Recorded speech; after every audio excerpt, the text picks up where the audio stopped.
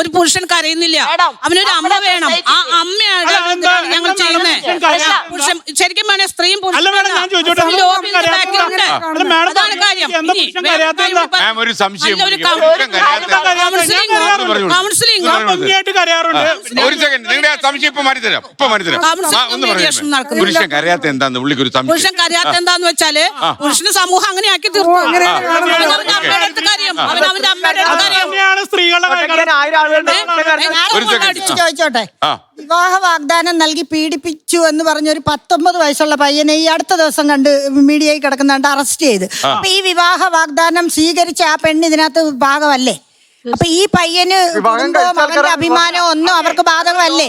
അതെന്തുകൊണ്ട് ആ പെണ്ണിനെ മറച്ചു? അനുസരിച്ച് നിങ്ങളുടെ കൺസെന്റ് ആണെന്ന് മാഡത്തിന് അറിയാലോ. കൺസെന്റ് കിട്ടാൻ വേണ്ടിയിട്ടാണ് വാഗ്ദാനം കൊടുത്തത്. ആ വാഗ്ദാനം ലംഘിച്ചുകൊണ്ടാണ് അത് കേസാവുന്നത്.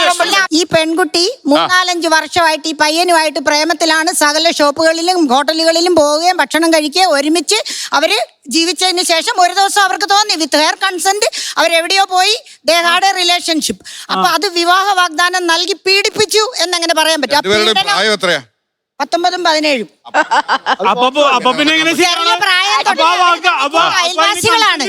അയൽവാസികളാണ് അവര്. ഞാൻ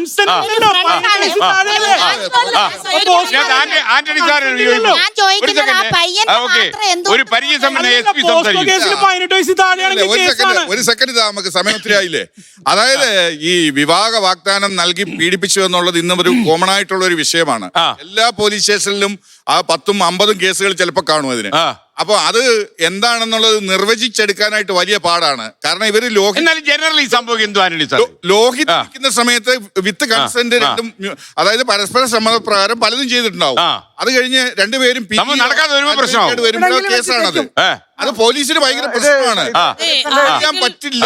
കാരണം പെൺകുട്ടി പറയുന്നത് മാത്രം കേട്ടാൽ മതി എന്ന് സുപ്രീം കോടതിയുടെ വിധിയുണ്ട്. അപ്പൊ പെൺകുട്ടി പോയി പറഞ്ഞു കഴിഞ്ഞാൽ അയാൾ ജയിലിലായി. അപ്പൊ അതാണ് അവിടുത്തെ ഒരു പ്രശ്നം. വിജിലന്റ് ആവേണ്ടത് രണ്ടുപേരും വിജിലന്റ് ആവേണ്ടത്. അത് പക്ഷേ ആന്റണി സാറേ ഒരു അഴകുഴമ്പൻ മറുപടിയാണ്. ഏതാ? രണ്ടുപേരും വിജിലന്റ് ആവണം. രണ്ടുപേരും വിജിലന്റ് എന്ന് പറഞ്ഞാൽ പ്രതിയായവനും കൂടുതൽ വിജിലന്റ് ആവണം.